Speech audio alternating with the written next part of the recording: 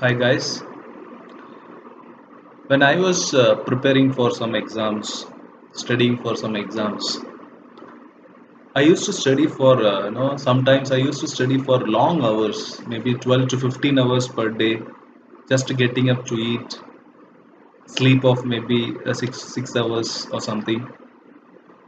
Some days I used to have a long sleep of maybe 12 hours, 13 hours, not getting up to study. Then a few years later, I just I was analyzing myself why I was doing like that. Whenever I had a long study, maybe some sleepless nights I studied. Uh, Whenever I did that, I had a kind of determination, zeal in me that I have to do this. Whenever I was sleeping, not bothering to get up, I did not have that enthusiasm, that zeal. I was not zealous enough. So, what does it mean? It means a person does a particular thing when he has got that determination within him, when he or she is determined to do this. That is why a famous saying goes like that: where there is a will, there is a way. Yes, it is very, very true in our life. Whenever we have the will with us, we have the way with us. And whenever we are determined, we are positioned to face the problems and go for the target, and we achieve it. And surely we achieve it one or the other day. So, keeping this thought in mind, let us move forward with our lesson. We are into the sixth chapter, theme six, Bhakti movements. So far, what we have studied, let me just quickly summarize in 1 or 2 minutes. Normally in religious life, what happens is whenever a new religion is born, that religion later on gets materialized, means becomes institutionalized, and materialism gets creeps inside, and people in authority, in power, become one with the worldly things. So the purpose of creating that religion gets defeated.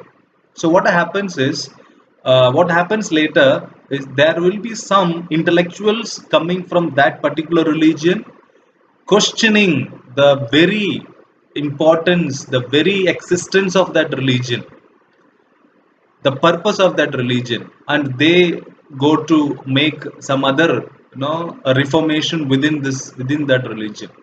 So that reformation is required along with the time, along with the space, and it takes place in every institution, be it be religion, be it be a government, be it be a family, be it be a educational institution. You take any institution, maybe within oneself. I being an institution, I make some amendments as the time progresses. I have to change myself according to the need of the time, need of the hour. So this is how it happens. So this chapter talks about all the reformations, all the new thinkings challenging the old thinking. In Hinduism, it was Brahmanical tradition which was dominating, and it was questioned by a group of people called Bhakti movements. In South India, they are called Alvars and Nayanars, and Veerashaivas in Karnataka, and Nas, Siddhs, and Jogis in North India. Then this is about Brahmanical and Hinduism. When it comes to Islam practices were also questioned by criticized by a group of people called Sufis, and they gave more importance to personal experience of God, not to just following the worldly things. So this is how Sufism emerged. And even Sufis, when they got materialized, a group of people, Besharyas, questioned their practice. So this is how now everything creeps inside. And with this small, explanation, I happen to tended to put forward the whole lesson, and this is the whole idea about this lesson. and you have to read and understand the facts and the figures within. I hope I was able to make you understand. Okay, good. Now when we were doing this, an important, see, you have to go through all these pictures. Okay, pictures are very very important. One mark is dependent on just looking into your pictures. This mosque is in Bangladesh. Okay, Maimun Singh district mein hai. Athia Mosque in Bangladesh. Please go through. And this Kerala, it is in Kerala, mosque in Kerala. See, if it looks like a very ancient house, ancestral house जैसा दिखता हो, तो it is a mosque in Kerala. I don't think so it will be asked because इसका कोई नाम नहीं है. इसका नाम है Athia Mosque, so it can be asked. And this will be asked. This is an important picture in this lesson. Both important picture है ये. That is Shah Hamadan Mosque. It is in Srinagar on the banks of Jhelum River. It is also regarded as jewel in the crown of all the existing mosques of Kashmir. Okay, so this it is no regarded. It is named a jewel in the crown. Very very important mosque, and it was built in 1395. It's one of the best examples of Kashmiri wooden architecture. So that is which mosque is also known as a jewel in the crown. That is Shah Hamadan Mosque in Srinagar. Very important fact and picture it is. Fine, the growth of Sufism we saw, it all started when there was growing materialism and caliphate becoming political institution rather religious institution. So there were very much critical about the dogmatic, that is hardcore rigid definitions of the interpretation of the Quran. So a group of people, Sufis, came to question them, and they said that devotion, intense devotion and love for God by following his commands and putting forward the example of Prophet Muhammad is the base of Sufism, they said. And they live in a place called Kanhas, which is also called as auspices, and they follow a silsila, and every silsila is named after two things. One, after a sheikh, that is the head. It is named, sometimes it is named after the head, that is sheikh. Sometimes it is named after a place. We have some examples here. Place, it is Chishti Silsila, which is in a place in a town called Chist in Afghanistan. And we also talk about dargah, building a dargah after the death of the sheikh, and going for the pilgrimage, that is ziyarat, and paying their homage to them. And especially on the death anniversary, death anniversary is also considered to be a marriage meaning urs, signifying union of soul with God. And why they all do this? Because in order to get blessings, to attain material and spiritual benefits both. We also talked about sheikhs are respected as wali. Wali meaning friend of God. In plural, wali is awliya, friends of God. Sufis are, that sheikhs are considered to be wali. There are some people who are outside Kanha. They don't practice the severe mendicancy and observing celibacy and more asceticism required more than the Sufis themselves, and they are differently called in different places. Walandas, Madaris, Malangs, and Haidaris, all this. And they are since they don't obey this Sharia law, they are referred as Besharias. In contrast to people called Basharia who are Sufis, they follow this Sharia. They are away from this. उलामास को एक question करते हैं, सूफीस question करते हैं उलामास को, लेकिन वो Shariya law को फॉलो करते हैं. कौन? सूफीस. लेकिन बेशारियास they don't follow. So I think this was our last topic. Now the chest is in subcontinent. Subcontinent meaning, see, when we take Asia as a whole, we can divide Asia into north. Then we can divide, that is south. Then we have southwest and southeast. See, north, it is Mongolia and China, mainly Mongolia and China, and even we can take North Korea and South Korea. All these countries can be put together in part of Russia. North Asia में आ जाएंगे. Southwest Asia में you have Saudi Arabia, you have Iran, Iraq, and Abu Dhabi, and all these. These countries will come in southwest. Southeast, you have Malaysia, Singapore, you have Taiwan, then Thailand, you have Vietnam, and all these countries put together is Southeast countries.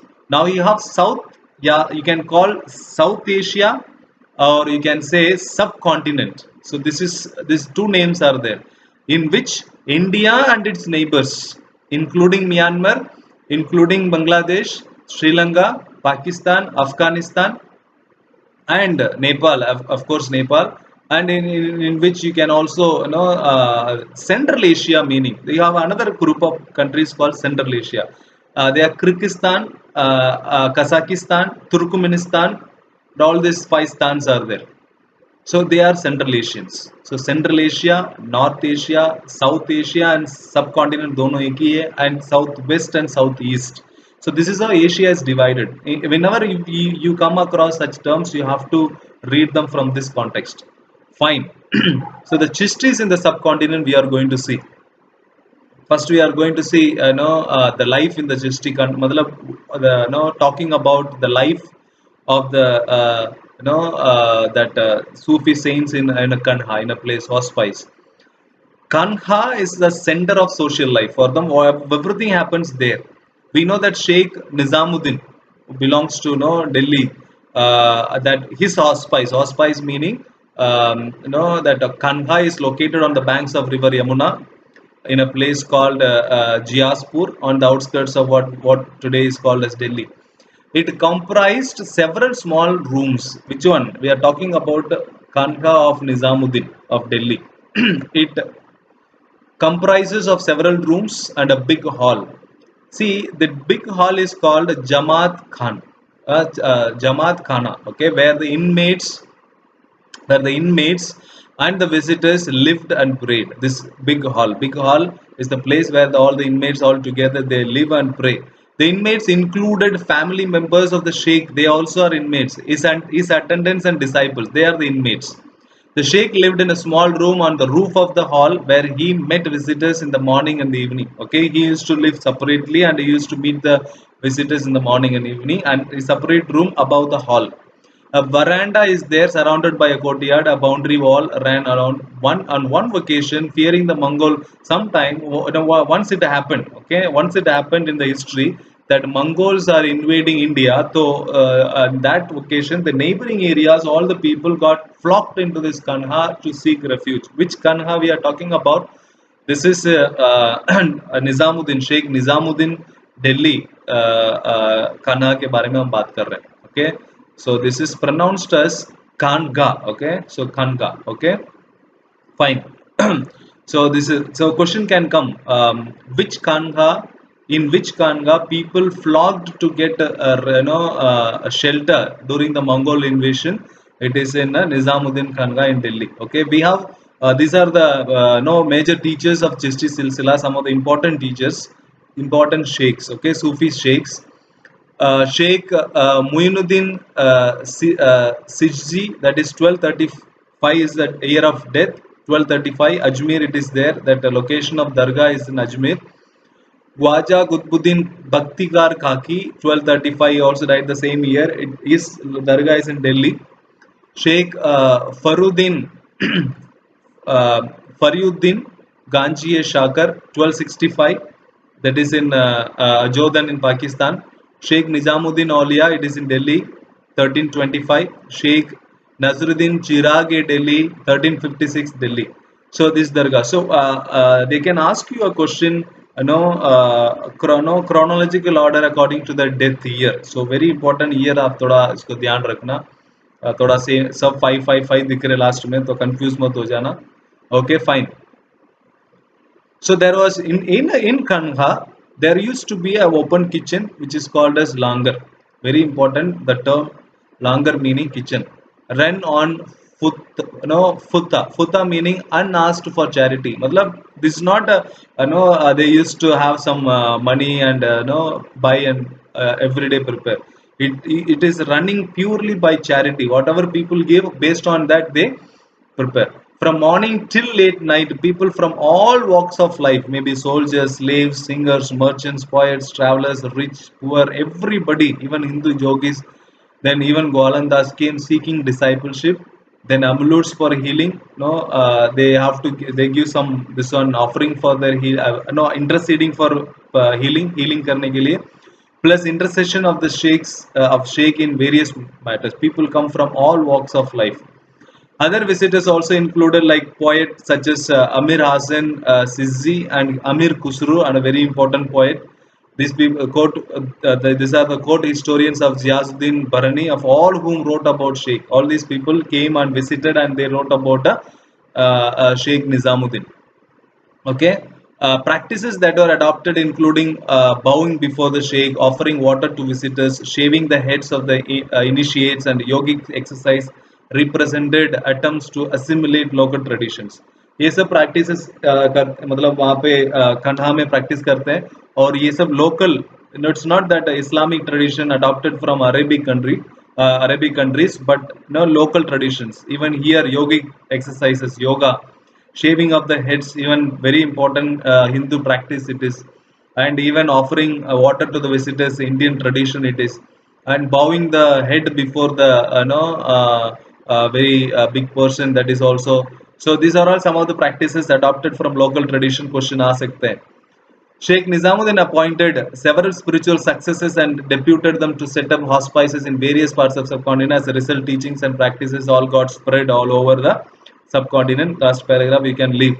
Now, what you have to take up, very important, the life in Kanha. So we are taking one example of this Sheikh Nizamuddin Kanha के बारे में हम पढ़ रहे हैं, but this is common in all the spices, all the Kanha, the same practice is there. So life in Kanha, this is what you have to write. No, you have to talk about big hall, then no talking about Sheikh living in a small room, meeting the visitors morning and evening. That's second point. Third point, speaking about kitchen. Then all walks of life, people coming for discipleship and healing and prayers. Then talk about two poets. Then talk about some local traditions are being adopted, assimilated into the practice of Kanha. Now, how they Chishti devotionalism life हमने देखा. चिश्ती सिलसिला या ये जो सूफीस है, चिश्ती चिश्ती बार बार आया तो confuse मत होना, ये सूफीस के बारे में बात कर रहे हैं. Sufis are divided into different different silsilas. The silsilas are called as silsila. We have every silsila is named after that person. Chishti, here Chishti devotionalism, meaning this silsila is the followers of this silsila from Afghanistan. So that is why it's a Chishti devotionalism. So this all talking about Sufis only. Okay, don't get confused. Before we get into the story of Data Ganj Baksh. So in 1039, Abul Hassan Al Hujuri, a native of Ujwir near Ghazni in Afghanistan, was forced to cross the Indus as a captive of invading Turkish army. He became a slave and came to India. He settled in Lahore and wrote a book in Persian called Kashful Mawjub, Unveiling of the Veiled. No, revealing revealing something which is already covered, revealing some, opening something which is covered, to explain the meaning of tasawwuf and those who practiced it, that is the Sufi. Tasawwuf meaning Sufis we हमने देखा उनका meaning of tasawwuf. Hujuri died in 1073 and was buried in Lahore. The grandson of Sultan Mahmud of Ghazni constructed a tomb over his grave, and this tomb shrine became a site of pilgrimage for devotees and all that. Even today, Ujuri is respected as Data Ganj Baksh, or the giver who bestowed treasures. Okay, that's the meaning of this his name, giver who bestowed treasures. Okay, and his now museum is also called as Data Darbar or Court of the Giver. So he's a person who gave away everything, whatever he had. That is the meaning of this. So for whom a tomb was constructed by Muhammad Sultan Muhammad Ghazni, it is Data Ganj Baksh. So please fact one marker ke liye. Then Chishti devotionalism. In this we are going to talk about two devotions. One is Ziyarat, the other one is Qawwali. Pilgrimage called Ziyarat, to tombs of the Sufi saints is prevalent all over Muslim world. We know this practice is an occasion for seeking the Sufi spiritual grace, barakat. हमने पढ़ा था grace, barakat. Why we go for ziyarat? To seek the blessings. Okay, For more than 7 centuries, people of various creeds, class, social backgrounds all have expressed their devotion at the dargahs of 5 great Chishti saints. हमने जो topic वहाँ पे table में देखा ये सबके लिए लोग जाते हैं. Among the all this, the most respected shrine is Khwaja Muinuddin, popularly known as Garib Nawaz. Who is known as Garib Nawaz? That is Khwaja Muinuddin, and he is also called as comforter of the poor. Garib Nawaz meaning मतलब comforter of the poor.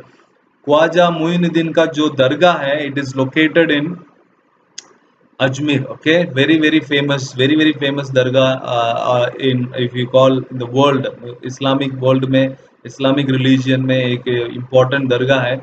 For Indian Muslims, this is an very unavoidable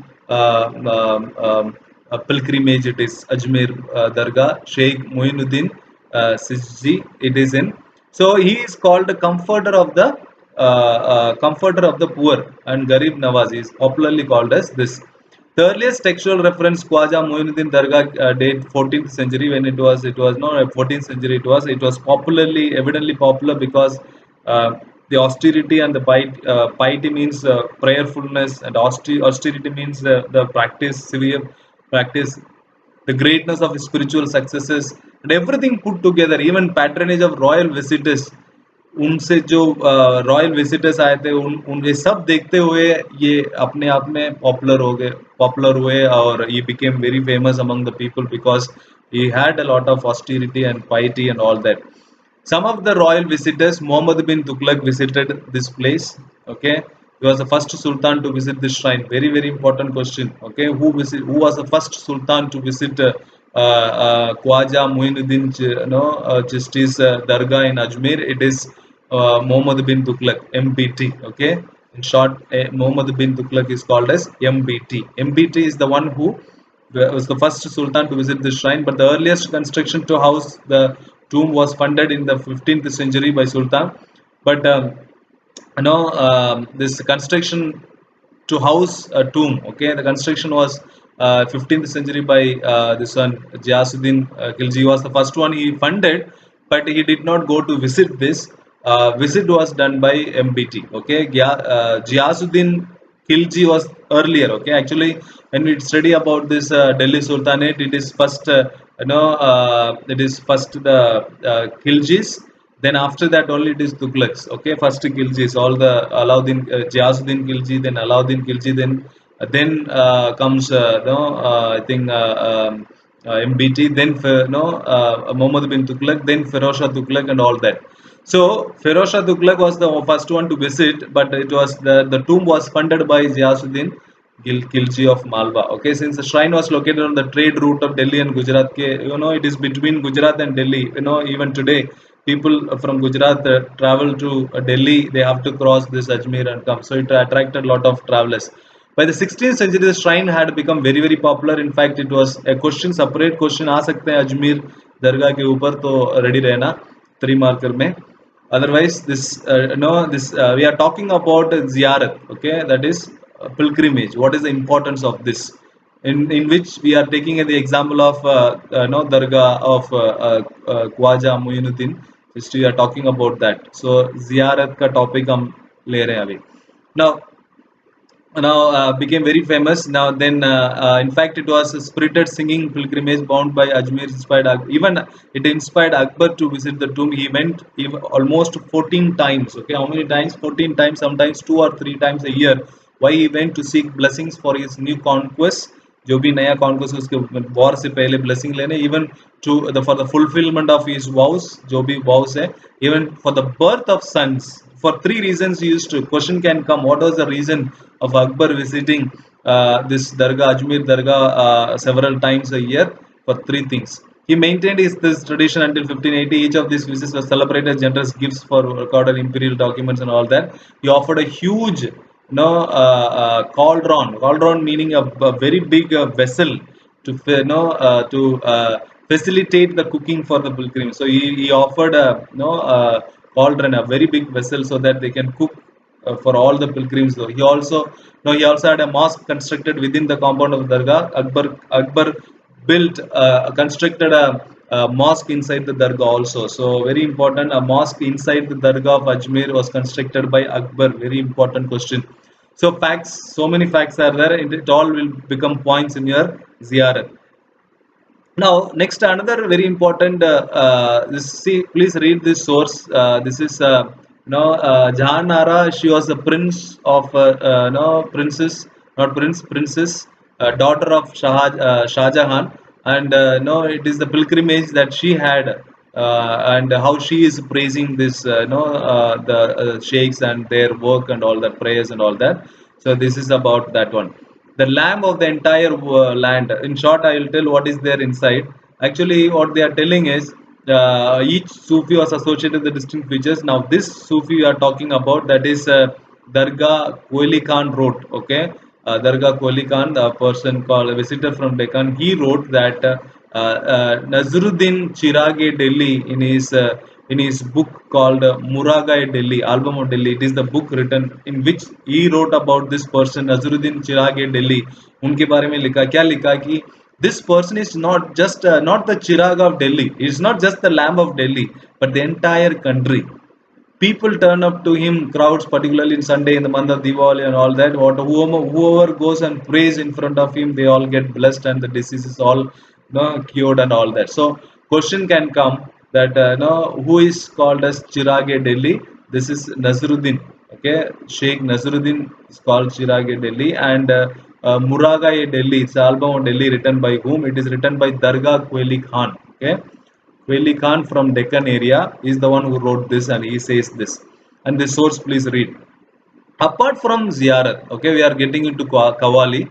Apart from ziyarat is the use of music and dance, including mystical. Very mystical means something which you cannot observe and understand. Chants performed by special trained musicians are called qawwals to evoke divine ecstasy, divine presence को यहाँ invoke करने के लिए ये कव्वाली गाया जाता है. ये सेकेंड डिवोशनलिज्म है. फर्स्ट डिवोशनलिज्म इज जियारत, second devotional is Qawwali. The Sufis remember God either by reciting the zikr. Zikr means taking the divine name again and again, called zikr, divine names, zikr karna, and evoking his presence through sama. What is sama? Sama meaning performance of mystical music is called sama. Very important.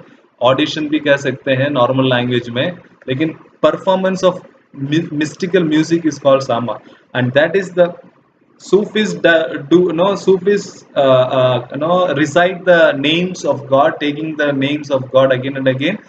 Otherwise, singing. Okay, Sama was integral to the Chistis and exemplified interaction with the indigenous devotional traditions. See, it is part of Indian this one, taking the name and singing and dancing and all that. So that is, these are the two types of devotions we have in Sufism. The third topic, that is language and communication. Okay, language and communication. In this, we are going to see it was not just Sama. That is, before getting into this, let us see about Amir Khusru and the Kawal.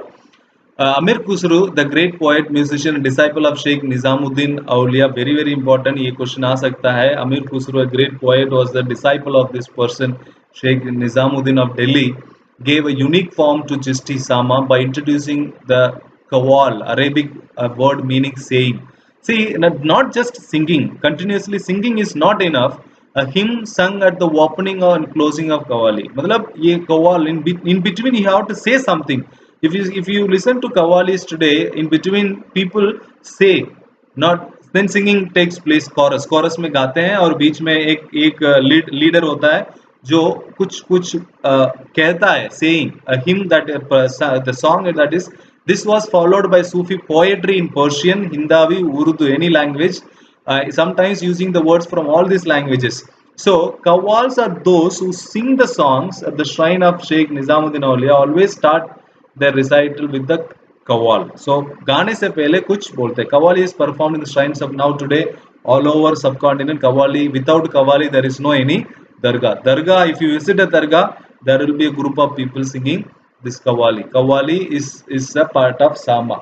It was not just Sama that the Chistis adopted in local languages, associated with Chistis, even the languages. Other Sufis such as Baba Farid composed verses in local language which were incorporated in the Guru Granth Sahib. Even local languages में इन्होंने बहुत सारे verses लिखे जो गुरु ग्रंथ साहिब में. Who wrote this? Baba Farid. We study about Baba Farid in the later lines. Yet others composed long poems called Masnavis. Long poems को Masnavis कहते हैं, to express ideas of divine love using human love as an allegory. Now, divine now to express the divine love with the human love. There are some no divine human loves are, for example, expressed here. We all know these love stories. For example, the Prem Akhyan, the love story of Padmavat, composed by Malik Mohammad Jaisi. Very very important. The love story of Padmavat, the movie Padmavat we watched. That is Prem Akhyan, love story of Padmavat. It is written by a poet called Malik Mohammad Jaisi, revolved around the romance of Padmini and Ratna Sen, the king of Chittor. Their trials were symbolic of soul's journey of the divine. So comparing human love with the divine love. So these are also expressed in verses in the dargahs during their prayer.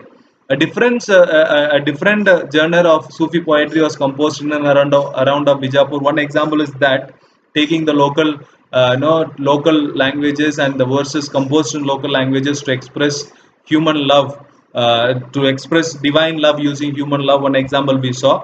Now we are getting into some other Sufi poetry also composed in local languages in the town of Bijapur, Karnataka. These were short poems in a language called Dakhani. Dakhani is a variant of Urdu. Urdu जैसा ही है लेकिन ये other language है, एक dialectical language है. Attributed to Chishti Sufis who lived in that region. In that तो बीजापुर कर्नाटका में जो सूफीज हैं वो ये लैंग्वेज में लो, so that locals also can understand, not always Urdu, not always in Persian and all that. Sometimes local language is also adopted. These poems probably, ये जो दक्कनी में जो लिखे हुए poems probably sung by women while performing household chores meaning activity like grinding grain and spinning. Other compositions also in the form of Luri Lama, that is lullabies, then Shadi Nama, wedding songs and all that sub में they used to make use of. Even this is a third one. Even making use of the pre-existing bhakti tradition in the form of Kannada vachanas. We studied about vachanas, which vachanas are written by men and women who became the followers of Lingayat movement. We saw this in that. Then even that is about Karnataka. Kannada, Marathi. There is a work called Marathi Abhangs of the sons of Bandarpur. Bandarpur में जो saints है, they wrote some of the work, some songs called Abhangs. उसको भी ये लोग काम में लेके क्या करते हैं अपने local Sufi prayer में incorporate करते हैं. So this is how this language and communication, how now Chistis used their languages, not just dependent on Hindavi, not just dependent on Urdu or Persian, but they also use the local languages to express their divine love and even prayers and all that. So that is about this one, communication language. People also charka nama, whenever they used to spin the wheel, they used to take the name of God and zikr karna, prayer karna. That is a source given there, you can read that source. Now the last topic in this in this session, that is Sufis and the state. See, alvars के बारे में हमने देखा, उस समय भी alvars and nayanas का state, that is the rulers के साथ ही क्या connection था वो हमने देखा. The same way Sufis and the state में भी कुछ connections है. They just not dependent on austerity and all that. They also accepted, there were no means a situation absolute isolation from political power. ऐसा नहीं कह सकते हैं. Sufis accepted unsolicited grants and donations from political. No, they give without any without expecting anything. If they give, they accept, and they are they are used for charitable purpose. Charitable trusts are called awqaf as endowments for the auspices and the granted tax-free land. So for the land purpose and even to run the kanhas for this purpose, they used to make use of this money given by them. Chistis accepted donations in cash and kind. Rather than accumulate donations, they preferred to use these fully on immediate requirements such as food, clothes, and living quarters and ritual necessities. So they don't accumulate the things. They used to make use of all this sama practice ke liye, making singers and all that. All this enhanced the moral authority of the sheikhs, in which it attracted all walks of life and all that. So many people came and all that. But kings did not simply need to demonstrate their association with the actually kings, the Mughal kings, they have to take the support of the ulemas. That is because Sharia law वो बनाते हैं तो उलेमा का support लेना बहुत जरूरी है. But what happens, ulemas they used to impose that follow the Sharia law very strictly even in Indian soil. But the rulers were not able to do this because the people were of not no Arabic origin, and they cannot follow the Sharia law. They so many majority of them are non-Muslims. So sultans sought out the Sufis who derived their authority. So Sufis के पास वो जाते थे क्योंकि वो भी Muslims हैं और वो भी गुरुस हैं. तो उलेमास को छोड़ के कभी कभी सूफीज के पास बहुत सारे सुल्तान जाते थे, and that is how Sufis attained their importance in front of the ulemas. Besides this, that no, it was believed that Aulia, that the friend of God, could intercede with God to improve the material spiritual conditions of the ordinary human being. So they believed. So they went. This explains even kings wanted their tombs to be in the vicinity nearby Sufi shrines. जो भी kings जब भी वो मरने से पहले बोलते हैं कि let my tomb to be constructed near the Sufi shrine and auspices so that I can get the blessings of the Sufis. So this is how they this one. And sultans to assert their authority, both of them इनके बीच में कभी कभी conflict भी होता था.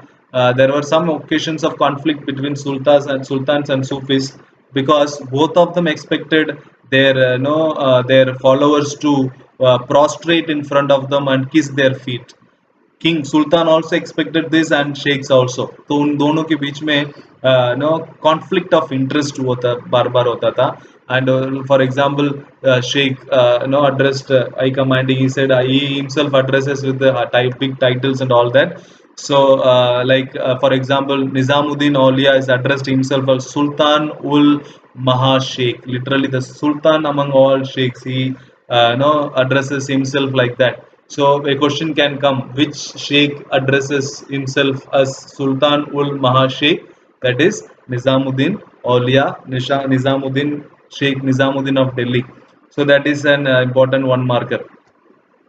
Uh, Other Sufis such as Shuravadi under Delhi Sultans and Naqshbandi under Mughals were also associated with the state. Other Sufis, these are all other Sufis, like Shuravadi under Delhi Sultans and Naqshbandi under Mughals. ये दोनों अलग-अलग time period के Sufis saint हैं. However, the modes of their association were not the same as the Chistis. In some cases, Sufis accepted sometimes courtly office, like court में minister का office भी ये लोग accept करते थे. Whereas this Chistis coming from having the silsila of that Afghanistan origin, they were not accepting the this one, what is that the position office from the this one from the Mughals or kings. So that is the end of this topic. Declining the royal gift. There were some sheikhs who did not accept the gift, and they said help the people, those who are in need and all that. There are some examples. This source, just read this source also. This is the picture, very important picture. Dargah of Sheikh Salim Chishti. This is a direct descendant of Baba Farid, constructed in Fatehpur Sikri, Akbar's capital.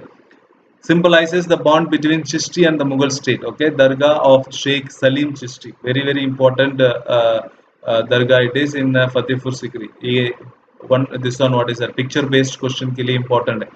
So with this, we can call this session off. But what we have seen in this session is the life of Chishti and the devotionalism of Chistis, and the language and the communication used by the Chistis and Sufis and the state, the relationship between Sufi and state. इसमें अलग अलग question हो सकते हैं, 3 marker. The relationship of the Sufis in the state अलग question आ सकते हैं. The language used by the Sufis in their prayers, in their practices, religious practice, वो अलग क्वेश्चन आ सकता है. Life of the Chistis अलग आ सकते हैं. Devotionalism of Chistis अलग आ सकते हैं. चार अलग अलग शॉर्ट आंसर्स बन सकते हैं, लेकिन ये सब मिलके एक आंसर एक क्वेश्चन भी आ सकते हैं, like no throw some light on the no different various practices or various life topics or lifestyle of justice करके एक अलग क्वेश्चन भी आ सकते हैं. But I request you to study differently, short answers के टाइप में चार अलग अलग क्वेश्चन लिखना, और चारों को अलग अलग चार चार पांच पांच पॉइंट्स में इसको नोट्स बना लेना. Okay, so with this I call this session of. Till we see in the next session. All of you take care. Bye bye.